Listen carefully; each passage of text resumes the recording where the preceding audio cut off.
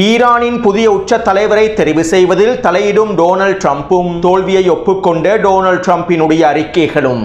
அமெரிக்க இராணுவம் நேரடியாக ஈரானுக்குள்ளே களமிறங்கப் போகின்றதா? இது ஈரானிய மக்களுக்கு கிடைத்திருக்கக்கூடிய ஒரு சிறந்த வாய்ப்பா? மேலும் அமெரிக்க படைகள் ஈரானுக்குள் களமிறங்குவது தொடர்பாக ஈரானினுடைய அலி லர்ஜானி அவர்களும் அப்பாஸ் அரக்சி அவர்களும் வெளியிட்டிருக்கக்கூடிய முக்கியமான கருத்துக்கள்.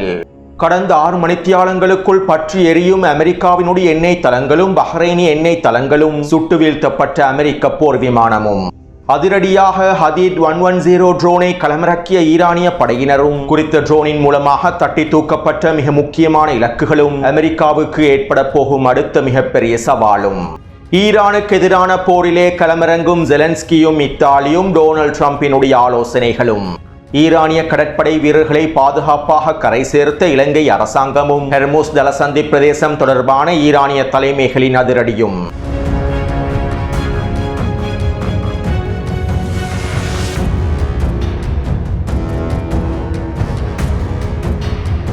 இலங்கையின் கடற்கரை பிரதேசத்திற்கு அருகாமையில் தாக்கப்பட்ட ஈரானின் ஐரிஸ் புஷர் கடற்படை கப்பலை இலங்கை கடற்படையினர் மீட்டெடுத்துள்ளார்கள். குறித்த கப்பலானது அமெரிக்க நீர்மூழ்கி கப்பலினால் தாக்கப்பட்டதற்கு பின்பு இந்த கப்பலிலே இருக்கக்கூடிய ஈரானிய கடற்படை வீரர்களை பாதுகாப்பதற்காக மீட்டெடுப்பதற்காக இலங்கையினுடைய கடற்படையானது தொடர்ச்சியான வேலை திட்டங்களை முன்னெடுத்திருந்தது. இதன் விளைவாக நேற்றிரவு குறித்த கப்பலில் இருக்கக்கூடிய 208 பேரை இலங்கை அரசாங்கம் மீட்டெடுத்துள்ளது. இலங்கை அரசாங்கம் பல அழுத்தங்களுக்கு மத்தியிலேயே இந்த மீட்பு நடவடிக்கைகளையும் மேற்கொண்டிருந்தது. மேலும் இலங்கையினுடைய கடற்படையினரும் குறித்த மீட்பு நடவடிக்கைகளை சிறப்பாக மேற்கொண்டிருந்தார்கள். இதன் விளைவாகவே 208 ஈரானிய கடற்படையினர் பாதுகாப்பாக மீட்கப்பட்டுள்ளார்கள். மேலும் 84 பேருடைய உடல்களும் மீட்கப்பட்டுள்ளன. குறித்த கப்பலை இலக்கு வைத்து மேற்கொள்ளப்பட்ட தாக்குதலிலேயே 84 ஈரானிய கடற்படையினரும் படுகொலை செய்யப்பட்டுள்ளார்கள். இதே போன்று ஈரானின் ஐரிஸ் டெனா போர்க்கப்பலை இலக்கு வைத்தும் அமெரிக்கா தாக்குதல்களை மேற்கொண்டிருந்தது. இந்த தாக்குதலிலும் 50க்கும் அதிகமான ஈரானிய கடற்படை வீரர்கள் படுகொலை செய்யப்பட்டுள்ளார்கள். அடுத்து ஹெர்முஸ் ஜலசந்தி பிரதேசத்தினை இழுத்து மூடியிருப்பது தொடர்பாக ஐக்கிய நாடுகள் சபையானது ஈரானுக்கு எதிரான மிரட்டல்களை வெளியிட்டுள்ளது. சர்வதேச சட்டங்களை மீறி ஈரானினால் இவ்வாறு ஹெர்முஸ் ஜலசந்தி பிரதேசத்தினை இழுத்து மூட முடியாது. இதனை நாங்கள் வன்மையாக கண்டிக்கின்றோம். மேலும் அவசரமாக ஹெர்முஸ் ஜலசந்தி பிரதேசத்தை ஈரான் முழுமையாக திறக்க வேண்டும் என ஐக்கிய நாடுகள் சபையானது ஈரானுக்கு எதிரான மிரட்டல்களை வெளியிட்டுள்ளது. மேலும் ஐநாவின் பாதுகாப்பு சபையில் ஈரானுக்கு எதிரான சில முன்மொழிவுகள் முன்வைக்கப்பட போவதாகவும் தகவல்கள் வெளியாகியுள்ளன. மேலும் ஐநாவினுடைய இந்த மிரட்டல்களுக்கு ஈரானிய தலைமைகள் இவ்வாறு பதில் வழங்கியுள்ளார்கள். நாங்கள் ஹெர்முஸ் ஜலசந்தி பிரதேசத்தினை இழுத்து மூடவில்லை. சர்வதேச சட்டங்களுக்கு அமைவாக நாங்கள் ஹெர்முஸ் ஜலசந்தி பிரதேசத்தினை இழுத்து மூடவில்லை. ஆனால் தற்போது ஹெர்முஸ் ஜலசந்தி பிரதேசத்தில் எந்த கப்பலும் பயணிப்பதில்லை. இதனால் இன்னும் ஹெர்முஸ் ஜலசந்தி பிரதேசம் திறக்கப்படாமல் இருக்கின்றது என ஈரானிய தலைமைகள் ஐக்கிய நாடுகள் சபைக்கு தெரிவித்துள்ளார்கள். ஈரானின் இந்த நையாண்டியான பதிலானது ஐக்கிய நாடுகள் சபையை ஒரு பொழுதும் கோபத்திற்குட்படுத்தாது. ஏனென்றால் அவர்கள் மனிதநேயத்தை இழந்தவர்கள், சூடு சொர்ணை இல்லாதவர்கள். அடுத்து உக்ரைனிய ஜனாதிபதி ஜெலன்ஸ்கி அடிமை அரபு நாட்டு தலைவர்களோடு கலந்துரையாடல்களை மேற்கொண்டுள்ளார். மேலும் இந்த கலந்துரையாடலின் போது ஒப்பந்தங்களை முடிப்பதற்கான வேலை திட்டங்களையும் முன்மொழிவுகளையும் முன்வைத்துள்ளார். இதற்கமைவாக தற்போது ஜியோனிஸ் அடிமை அரபு நாட்டு தலைவர்களும் உக்ரைனின் உதவியை பெற்றுக் கொள்ளப் போவதாக தகவல்கள் வெளியாகியுள்ளன. அதாவது ரஷ்யாவுக்கு ஈரான் வழங்கியிருக்கக்கூடிய ஷஹீத் ட்ரோன்களை நாங்கள் குறைந்த விலையில் சுட்டு வீழ்த்துகின்றோம். ஈரானினுடைய தயாரிப்பான ஷஹீத் ட்ரோன்களை சுட்டு வீழ்த்துவதற்கு அதிக விலை கொண்டிருக்கக்கூடிய ஏவுகணைகளை பயன்படுத்துவது முட்டாள் தனமானதாகும். இதனாலேயே நாங்கள் விலை குறைந்த ட்ரோன் இடைமறிப்பான்களை பயன்படுத்துகின்றோம். எங்களிடம் இந்த தொழில்நுட்ப திறன்களும் அதிகளவான ட்ரோன் இடைமறிப்பான்களும் காணப்படுகின்றன.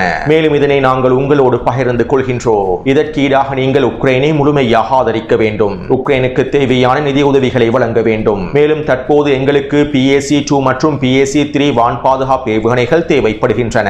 நாங்கள் உங்களுக்கு ஈரானிய ட்ரோன்களை சுட்டு வீழ்த்துவதற்கான இடைமறிப்பான்களை வழங்குகின்றோம். நீங்கள் எங்களுடைய தேவைகளை நிவர்த்தி செய்யுங்கள். இந்த பரிமாற்ற ஒப்பந்தத்தினை நாங்கள் அவசரமாக முடிக்க முடியும் என ஜெலன்ஸ்கி அடிமை அரபு ஜியோனிச தலைவர்களோடு கலந்துரையாடல்களை மேற்கொண்டுள்ளார். மேலும் இதற்கு அதிகளவான அடிமை அரபு தலைவர்கள் சம்மதத்தினை வழங்கி இருப்பதாகவும் ஜெலன்ஸ்கி காணொலி ஒன்றையும் வெளியிட்டுள்ளார். அத்தோடு டொனால்ட் ட்ரம்பினுடைய நிர்வாகமும் உக்ரைனில் பயன்படுத்தப்படக்கூடிய ஷஹீத் ட்ரோன்களுக்கு எதிராக பயன்படுத்தப்படக்கூடிய ட்ரோன் இடைமறிப்பான்களை மத்திய கிழக்கு நாடுகளுக்கு வழங்குவதற்கு ஆலோசனை செய்து வருவதாகவும் தகவல்கள் வெளியாகியுள்ளன. ஈரானினுடைய ஷஹீத் ட்ரோன்களை சுட்டு வீழ்த்துவதற்கு நாங்கள் தற்போது பல மில்லியன் டாலர்களை பில்லியன் டாலர்களை செலவழித்துக் கொண்டிருக்கின்றோம். மத்திய கிழக்கு பிராந்தியத்தில் எங்களுக்கு மிகப்பெரிய சவாலாக ஈரானின் இந்த ட்ரோன்களை காணப்படுகின்றன. மேலும் இந்த ட்ரோன்களை சுட்டு வீழ்த்துவதற்கு நாங்கள் அவசரமாக முடிவுகளை எடுக்காவிட்டால் மத்திய கிழக்கில் இருக்கக்கூடிய அமெரிக்காவின் ஒட்டுமொத்த நலன்களையும் நாங்கள் விரைவாக இழந்துவிடக் கூடும் என அமெரிக்க உளவுத்துறையானது டொனால்ட் ட்ரம்புக்கு விசேட அறிக்கைகளையும் சமர்ப்பித்துள்ளது. கடந்த 5 நாட்களாக நடைபெற்று வரும் போரிலே ஈரானினுடைய ஷஹீத் ட்ரோன்கள் அமெரிக்காவுக்கு மிகப்பெரிய இழப்புகளை ஏற்படுத்தி இருப்பதாகவும் அமெரிக்க உளவுத்துறையானது குறித்த அறிக்கையில் தெரிவித்துள்ளது. அடுத்து மத்திய கிழக்கில் இருக்கக்கூடிய அரபு நாடுகளுக்கு அதிகளவான வான் பாதுகாப்பு அமைப்புகளை அவசரமாக அனுப்பி வைக்குமாறு நேற்றைக்கு முன்தினம் டொனால்ட் ட்ரம்ப் இத்தாலியிடமும் தென்கொரியாவிடமும் கோரிக்கைகளை முன்வைத்திருந்தார். மேலும் இதற்கமைவாக தற்போது இத்தாலி மத்திய கிழக்கு நாடுகளுக்கு தேவையான வான் பாதுகாப்பு அமைப்புகளை வழங்கப் போவதாக அறிவித்துள்ளது. நாங்கள் எங்களுடைய மத்திய கிழக்கு நண்பர்களுக்கு தேவையான வான் பாதுகாப்பு அமைப்புகளை வழங்கப் போகின்றோம். எங்களுடைய மல்டி டொமைன் படைகளையும் மத்திய கிழக்கில் களமிறக்கப் போகின்றோம். மத்திய கிழக்கில் இருக்கக்கூடிய நாடுகளை பாதுகாப்பதற்காகவே நாங்கள் இவற்றை செய்ய போகின்றோம் என இத்தாலியினுடைய பாதுகாப்பு அமைச்சர் அறிவித்துள்ளார். அடுத்து இத்தாலியில் இருக்கக்கூடிய வான் பாதுகாப்பு ஏவுகணைகள் அடிமை அரபு நாடுகளுக்கு வழங்கப்பட்டாலும் மேலதிகமாக 5 அல்லது 4 நாட்களுக்கு மாத்திரமே இவற்றை வைத்து தாக்குப்பிடிக்க முடியும் என்றும் மத்திய கிழக்கு ஆய்வாளர்கள் கருத்துக்களை வெளியிட்டுள்ளார்கள். அத்தோடு பிரான்சும் பிரித்தானியாவும் மத்திய கிழக்கு நாடுகளை பாதுகாப்பதற்காக போர் விமானங்களை களமிறக்கப் போவதாகவும் தெரிவித்துள்ளார்கள். ஈரானினுடைய ஷஹீத் ட்ரோன்களை சுட்டு வீழ்த்துவதற்காக பிரான்ஸ் அதனுடைய போர் விமானங்களையும் சிறப்பு படைப்பிரிவுகளையும் மத்திய கிழக்கில் களமிறக்கப் போவதாக தெரிவித்துள்ளது. பிரித்தானியாவும் இதற்கான வேலை திட்டங்களை மேற்கொள்வதாக தெரிவித்துள்ளது. அதாவது ஈரானுக்கு எதிரான போரிலே நேட்டோ உத்தியோகபூர்வமாக களமிறங்கப் போகின்றது. கடந்த 5 நாட்களாக ஈரான் மேற்கொண்டு வரக்கூடிய தாக்குதல்களினால் அதிகமாக ஐரோப்பிய நாடுகளே பாதிக்கப்பட்டுள்ளன. இதனை எப்படியாவது தற்போது நிறுத்திவிட வேண்டும், இல்லாவிட்டால் நாங்கள் மிகப்பெரிய பொருளாதார இழப்புகளை அடைந்து விடுவோம் என்று எண்ணியே ஐரோப்பிய நாடுகளும் அடிமை அரபுகளை பாதுகாத்து ஈரானுக்கு எதிராக களமிறங்குவதற்கு திட்டமிட்டுள்ளார்கள். ஆனால் உண்மையில் இன்னும் ஒரு வாரம் கூட ஐரோப்பிய நாடுகளினால் ஈரானுக்கு எதிரான போரில் தாக்குப்பிடிக்க முடியாது. மேலும் ஈரானிய தலைவர்கள் ஐரோப்பிய நாடுகளுக்கு இறுதி எச்சரிக்கைகளையும் வெளியிட்டுள்ளார்கள். நீங்கள் ஈரானுக்கு எதிரான போரில் நேரடியாக களமிறங்கினால் மத்திய கிழக்கு பிராந்தியத்தில் இருக்கக்கூடிய உங்களுடைய அனைத்து நலன்களும் முழுமையாக இலக்கு வைக்கப்படும் என்றும் ஹெர்மோஸ் ஜலசந்தி பிரதேசத்தில் செல்ல முடியாமல் நிலை கொண்டிருக்கக்கூடிய உங்களுடைய நாட்டு கப்பல்களையும் எண்ணெய் கப்பல்களையும் நாங்கள் முழுமையாக அழித்து விடுவோம் என ஈரானிய தலைமைகள் எச்சரிக்கை செய்திகளை அனுப்பியுள்ளார்கள். மேலும் இதற்கமைவாகத்தான் நேற்றிரவு பிரித்தானியாவினுடைய எண்ணெய் கப்பலை இலக்கு வைத்தும் தாக்குதல்கள் மேற்கொள்ளப்பட்டிருந்தன. அதே போன்று குவைத்தினுடைய கடற்கரை பிரதேசத்திற்கு அருகாமையிலும் ஐரோப்பிய நாட்டுக்கு சொந்தமான எண்ணெய் கப்பல் ஒன்றை இலக்கு வைத்து தாக்குதல் மேற்கொள்ளப்பட்டிருப்பதாக தெரிவிக்கப்படுகின்றது. அத்தோடு இப்படியான நிலைமையில் தற்போது ஈரானிய இராணுவத்தினர் ஹதீத் 110 ட்ரோனை களமிறக்கியுள்ளார்கள். ஷஹீத் 136 ட்ரோனையே அமெரிக்காவினாலும் இஸ்ரேலிய ஆக்கிரமிப்பினாலும் அடிமை அரபுகளினாலும் சமாளிக்க முடியவில்லை. இப்படியான நிலைமையிலேயே தற்போது ஈரான் அதிரடியாக ஹதீத் 110 ட்ரோனை களமிறக்கியுள்ளது. தற்போது ஐக்கிய அரபு அமீரகத்தில் இருக்கக்கூடிய மிக முக்கியமான ராடர் தளங்கள், கத்தாரில் இருக்கக்கூடிய மிக முக்கியமான ராடர் தளங்கள் என அமெரிக்காவினுடைய மூலோபாய ராடர் தளங்கள் அளிக்கப்பட்டுள்ளன. இதனால் தற்போது துல்லியமான தாக்குதல்களை இலகுவாக மேற்கொள்ள முடியும். இதற்கமைவாகவே தற்போது ஹதீத் 110 ட்ரோன்களை களமிறக்கியுள்ளார்கள். அமெரிக்காவினுடைய வான் பாதுகாப்பு அமைப்புகளான பெட்ரியோட் மற்றும் தாட் பேட்டரிகளை இலக்கு வைப்பதற்காகவே வடிவமைக்கப்பட்டுள்ளது. குறித்த ட்ரோனானது வான் பாதுகாப்பு அமைப்புகளின் பேட்டரிகளை இலக்கு வைக்கக்கூடிய வகையில் பல துல்லியமான திறன்களோடு வடிவமைக்கப்பட்டுள்ளது. எனவே தற்போது ஈரான் ஹதீத் 110 ட்ரோனை களமிறக்கி அமெரிக்காவினுடைய வான் பாதுகாப்பு பேட்டரிகளையும் தரைமட்டமாக்கப் போகின்றது. மேலும் இதன் ஆரம்பமாக ஈரானிய தரப்பினர் குவைத்திலே இருக்கக்கூடிய அமெரிக்க தளத்தையே பயன்படுத்தியுள்ளார்கள். ஹதீத் 110 ட்ரோன் தாக்குதலில் பெட்ரியோட் வான் பாதுகாப்பு அமைப்பினுடைய பேட்டரியானது முழுமையாக அளிக்கப்பட்டிருப்பதாகவும் குறித்த வான் பாதுகாப்பு அமைப்பினுடைய மிக முக்கியமான பாகங்கள் சிதைக்கப்பட்டிருப்பதாகவும் தெரிவிக்கப்படுகின்றது. மேலும் குறித்த ஹதீத் 110 ட்ரோனை பயன்படுத்தி சவுதி அரேபியாவிலும் ஜோர்டானிலும் இருக்கக்கூடிய மிக முக்கியமான தாட் பேட்டரிகளையும் ஐக்கிய அரபு அமீரகத்திலும் கத்தாரிலும் எஞ்சிருக்கக்கூடிய தாட் பேட்டரிகளையும் ஈரானிய இராணுவத்தினர் கொத்து கொத்தாக தட்டி தூக்குவதற்கு திட்டமிட்டுள்ளார்கள். அத்தோடு குவைத்திலே இருக்கக்கூடிய அமெரிக்க இராணுவ கட்டளை தளத்தின் பெட்ரியோட் வான் பாதுகாப்பு அமைப்புகள் மற்றும் ஏனைய வான் பாதுகாப்பு அமைப்புகளும் அதனுடைய பேட்டரிகளும் முழுமையாக தரைமட்டமாக்கப்பட்டிருக்கக்கூடிய செயற்கைக்கோள் புகைப்படங்கள் வெளியிடப்பட்டிருந்தன. அவற்றை நான் டெலிகிராம் சேனலில் பதிவிட்டுள்ளேன். ஈரானுக்கு எதிரான தரைவழி தாக்குதல்களில் நாங்கள் களமிறங்கப் போவதில்லை, ஈரானுடனான போரிலே நாங்கள் களமிறங்கப் போவதில்லை என குர்திஸ்தான் தலைமைகள் அறிவித்ததை தொடர்ந்து டொனால்ட் ட்ரம்பும் நெட்டன்யாகுவும் குர்திஸ்தான் தலைமைகளுக்கு தொலைபேசி அழைப்பை ஏற்படுத்தி அவர்களை மிரட்டியுள்ளார்கள். குறிப்பாக டொனால்ட் ட்ரம்ப் குர்திஸ்தான் தலைவருக்கு அழைப்பை ஏற்படுத்தி மிரட்டியுள்ளார். தற்போது குர்துக்கள் ஒரு தெளிவான முடிவை எடுக்க வேண்டும். நீங்கள் அமெரிக்கா மற்றும் இஸ்ரேலின் பக்கம் இருக்கின்றீர்களா அல்லது ஈரானின் பக்கம் இருக்கின்றீர்களா என்கின்ற முடிவை எடுக்க வேண்டும். இல்லாவிட்டால் இதற்கான விளைவுகளை நீங்கள் சந்திப்பீர்கள் என டொனால்ட் ட்ரம்ப் குர்திஸ்தான் அரசாங்கத்தை மிரட்டியுள்ளார். இதைத் தொடர்ந்து குர்திஸ்தான் பிரதேசத்தில் இருக்கக்கூடிய பல அரசியல் கட்சிகளும் குர்திஷ் குழுக்களுடைய படைகளுடைய தலைவர்களும் தங்களுடைய நிலைப்பாட்டை வெளிப்படையாக அறிவித்துள்ளார்கள். குர்துக்களை நிம்மதியாக வாழவிடுங்கள், இதற்கு மேலும் நாங்கள் இன்னும் ஒருவருடைய துப்பாக்கியாக இருக்க முடியாது. பல தசாப்தங்களாக நாங்கள் கொடூரங்களை அனுபவித்து வருகின்றோம். அனைவரும் எங்களை துப்பாக்கிகளாக தேவைக்கேற்ப பயன்படுத்திக் கொள்கின்றார்கள். இதற்கு மேலும் நாங்கள் யாருடைய துப்பாக்கியாகவும் இருக்க போவதில்லை என குர்துக்களுடைய தலைவர்கள் அறிக்கையில் தெரிவித்துள்ளார்கள். இது ஒரு புறம் இருக்க, ஈரானிய ராணுவம் குர்திஸ்தான் பிரிவினைவாத பயங்கரவாத குழுக்களுக்கு எதிராக அதனுடைய தளங்களுக்கு எதிராக உச்சக்கட்ட தாக்குதல்களை மேற்கொண்டு வருகின்றார்கள். கடந்த 48 மணித்தியாலங்களுக்குள் குர்திஸ்தான் எல்லை பிரதேசத்தை இலக்கு வைத்து ஈரான் 30க்கும் அதிகமான ஏவுகணை மற்றும் ட்ரோன் தாக்குதல்களை மேற்கொண்டிருந்தது. இவை தொடர்பான காணொலிகளை டெலிகிராம் சேனலில் பதிவிட்டிருந்தேன். மேலும் இந்த தாக்குதலில் குர்திஷ் பயங்கரவாத தளபதிகள் பலர் அளிக்கப்பட்டிருப்பதாகவும் தெரிவிக்கப்படுகின்றது. அத்தோடு இதனையும் மீறி குர்திஷ் படைக்குழுக்களும் பிரிவினைவாதிகளும் பயங்கரவாதிகளும் ஈரானுக்கு எதிரான தாக்குதலை ஆரம்பித்தால், தரைவழி தாக்குதலை ஆரம்பித்தால், அமெரிக்க கூலிப்படைகளும் இவர்களோடு களமிறங்கி தரைவழி தாக்குதலை ஆரம்பித்தால், அந்த தரைவழி தாக்குதல்களை முறியடிப்பதற்கு ஈரான் எல்லாவிதமான தயார்படுத்தல்களையும் மும்முரமாக மேற்கொண்டுள்ளது. இந்த தயார்படுத்தல்கள் தொடர்பாக முன்னைய காணொலிகளில் நான் தெளிவாக குறிப்பிட்டிருந்தேன். ஈரானிய படையினர் மேற்கு எல்லை பிரதேசத்தில் உச்ச விழிப்புடனேயே இருக்கின்றார்கள். அதே நேரம் தற்போது ஈரானுக்கு எதிராக தரைவழி தாக்குதல்களை ஆரம்பிப்பதற்கு அமெரிக்காவுக்கு இருக்கக்கூடிய ஒரே ஒரு வாய்ப்பாக ஈரானுக்குள் நேரடியாக களமிறங்குவதே காணப்படுகின்றது. ஈராக்கில் எவ்வாறு அமெரிக்க படைகள் நேரடியாக களமிறங்கியதோ அதே போன்று ஈரானுக்குள்ளும் அமெரிக்க படைகள் நேரடியாக களமிறங்கி ஈரானுக்கு எதிரான தரைவழி தாக்குதலை ஆரம்பிப்பதற்கே தற்போது டொனால்ட் ட்ரம்பினுடைய நிர்வாகம் ஆலோசனை செய்து வருவதாகவும் திட்டங்களை வகுத்து வருவதாகவும் தகவல்கள் வெளியாகியுள்ளன.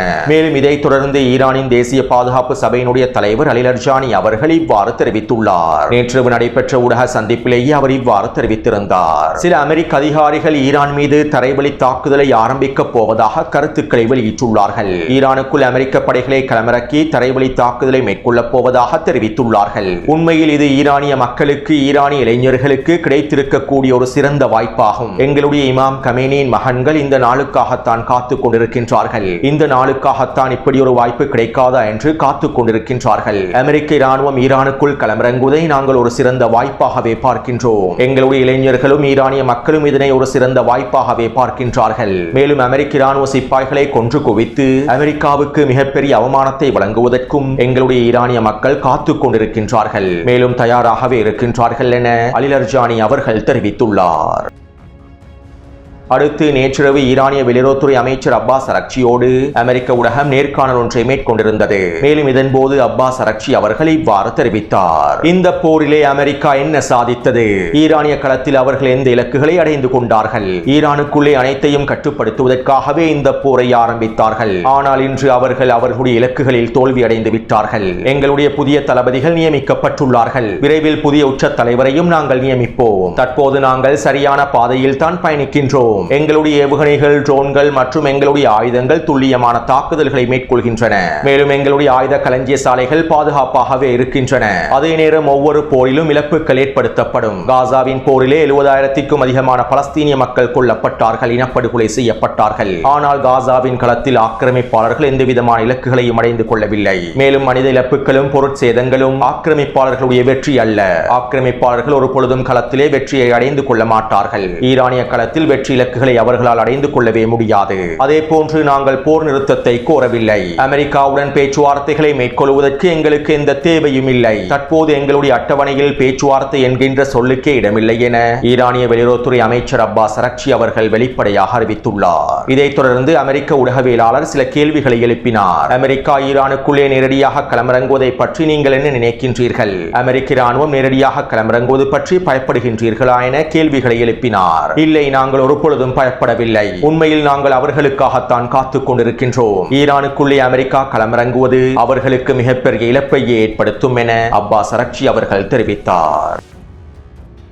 அடுத்து ஈரானுக்கான புதிய உச்ச தலைவர் இன்னும் தெரிவு செய்யப்படவில்லை. ஈரானிய உச்ச தலைவரை தெரிவு செய்வதற்கான வாக்கெடுப்புகள் ஒத்திவைக்கப்பட்டுள்ளன. பெரும்பாலும் அடுத்த வாரம் ஈரானினுடைய புதிய உச்ச தலைவர் தெரிவு செய்யப்படுவார் என எதிர்பார்க்கப்படுகின்றது. மேலும் இப்படியான நிலைமையில் டொனால்ட் ட்ரம்ப் ஊடகங்களிடம் இவ்வாறு தெரிவித்துள்ளார். ஈரானியர்கள் அவர்களுடைய நேரத்தை வீணடிக்கின்றார்கள். கமேனியின் மகன் திறமையற்றவர். அதனால் தான் கமேனி அவருடைய மகனுக்கு அவருடைய பதவியை வழங்கவில்லை. மேலும் ஈரான் புதிய உச்ச தலைவரை தெரிவு செய்வதாக இருந்தால் அதிலே எங்களுடைய தலையீடு மிக முக்கியமானது. என்னுடைய ஆலோசனை இல்லாமல் எங்களிடம் ஆலோசனைகளை பெற்றுக் கொள்ளாமல் ஈரான் புதிய உச்ச தலைவரை தெரிவு செய்யக்கூடாது. அவ்வாறு தெரிவு செய்தால் அது சட்டப்பூர்வமானதாக இருக்காது. நான் விரும்பக்கூடிய அமெரிக்கா விரும்பக்கூடிய புதிய உச்ச தலைவரையே தெரிவு செய்ய வேண்டும். வெனிசுவேலாவில் நாங்கள் டெல்சி ரோட்ரிகஸை எவ்வாறு தெரிவு செய்தோமோ அதே போன்று அமெரிக்காவுடன் ஒப்பந்தங்களை மேற்கொள்ளக்கூடிய அமெரிக்காவின் நலன்களோடு இணங்கக்கூடிய ஒரு தலைவரையே புதிய உச்ச தலைவராக தெரிவு செய்ய வேண்டும். இல்லாவிட்டால் விளைவுகள் மோசமானதாகவே அமைந்திருக்கும் என டொனால்ட் ட்ரம்ப் கருத்துக்களை வெளியிட்டுள்ளார். இவ்வளவு நாளாக ஈரான் இஸ்லாமிய குடியரசை நாங்கள் முழுமையாக வீழ்த்தி விடுவோம், ஈரானுக்குள்ளே புதிய ஆட்சியை உருவாக்கி விடுவோம், ரீசா பஹலவியை அல்லது எதிர்க்கட்சி தலைவரை ஆட்சியில் அமர்த்தி விடுவோம், ஈரானுக்குள்ளே ஆட்சி மாற்றத்தினை ஏற்படுத்தி விடுவோம் என கருத்துக்களை வெளியிட்ட டொனால்ட் ட்ரம்ப் தற்போது ஈரானின் புதிய உச்ச தலைவரை தெரிவு செய்வதில் நான் நேரடியாக தலையிட வேண்டும் என கருத்துக்களை வெளியிட்டுள்ளார். டொனால்ட் ட்ரம்ப் வெளியிட்டிருக்கக்கூடிய இந்த கருத்துக்கள் அமெரிக்காவினுடைய தோல்வியை உறுதிப்படுத்தியுள்ளது. ஈரான் இஸ்லாமிய குடியரசை வீழ்த்த முடியாது, இதனால் புதிய தலைவரை தெரிவு செய்வதில் நாங்கள் நேரடியாக தலையிட வேண்டும் என டொனால்ட் ட்ரம்ப் கூறியிருக்கக்கூடிய கருத்துக்கள் அமெரிக்காவினுடைய தோல்வியை உறுதிப்படுத்தியுள்ளது. அத்தோடு வெனிசுவேலாவில் டெல்சி ரோட்ரிகஸை ஜனாதிபதியாக்கி வெனிசுவேலாவோடு ஒப்பந்தங்களை மேற்கொண்டு வெனிசுவேலாவினுடைய எண்ணெயை பெற்றுக் கொள்ளக்கூடிய டொனால்ட் ட்ரம்பினுடைய திட்டத்திற்கு அமைவாகவே ஈரானிய களத்திலும் ஒரு தலைவரை தெரிவு செய்து உச்ச தலைவரை தெரிவு செய்து அமெரிக்காவுடன் ஒப்பந்தங்களை மேற்கொள்வதற்கே தற்போது டொனால்ட் ட்ரம்ப் திட்டமிடுகின்றார். உண்மையில் வெனிசுவேலாவின் களத்தில் நடைபெற்றது ஈரானிய களத்தில் நடைபெறாது. அடுத்து ஈரான் கடந்த 6 மணித்தியாலங்களுக்குள் அதிரடியான தாக்குதல்களை மேற்கொண்டு வருகின்றது. இதற்கமைவாக பஹ்ரைனிலே இருக்கக்கூடிய பிஓபிசிஓ பெட்ரோலியம் நிறுவனத்தை இலக்கு வைத்து 5க்கும் அதிகமான ட்ரோன் தாக்குதல்களை ஈரான் மேற்கொண்டிருந்தது. இந்த தாக்குதலில் குறித்த பெட்ரோலிய நிறுவனமானது தீப்பற்றி எரிந்துள்ளது. மேலும் இவை தொடர்பான காணொலிகளை டெலிகிராம் சேனலில் பதிவிட்டுள்ளேன். அதே போன்று ஈராக்கில் இருக்கக்கூடிய அமெரிக்காவின் எண்ணெய் தளத்தை இலக்கு வைத்தும் அதிரடியான ட்ரோன் தாக்குதல்கள் மேற்கொள்ளப்பட்டுள்ளன. இந்த தாக்குதலினால் ஈராக்கின் குர்திஸ்தான் பிரதேசத்திலே அமெரிக்காவுக்கு சொந்தமான 2 எண்ணெய் கிணறுகள் தீப்பற்றி எரிவதாக தெரிவிக்கப்படுகின்றது. அதே போன்று ஈராக்கின் பஸ்ரா பிரதேசத்திற்கு அருகாமையில் அமெரிக்காவினுடைய போர் விமானம் ஒன்றை ஈரான் சுட்டு வீழ்த்தி இருப்பதாக தெரிவிக்கப்படுகின்றது. ஈராக்கிய ஊடகங்களே இதனை உறுதிப்படுத்தியுள்ளன. அத்தோடு லெபனானிய களத்திலும் உச்ச தாக்குதல்கள் மோதல்கள் நடைபெற்று வருகின்றன. இஸ்ரேலிய ஆக்கிரமிப்பும் லெபனானுக்குள்ளே தாக்குதல்களை மேற்கொள்கின்றது. இவை தொடர்பாக அடுத்த காணொலியில் விரிவாக குறிப்பிடுகின்றேன். எனவே இந்த காணொலி தொடர்பான கருத்துக்களை பதிவிடுங்கள். தொடர்ந்தும் என்னுடன் இணைந்திருங்கள். நன்றி, வணக்கம்.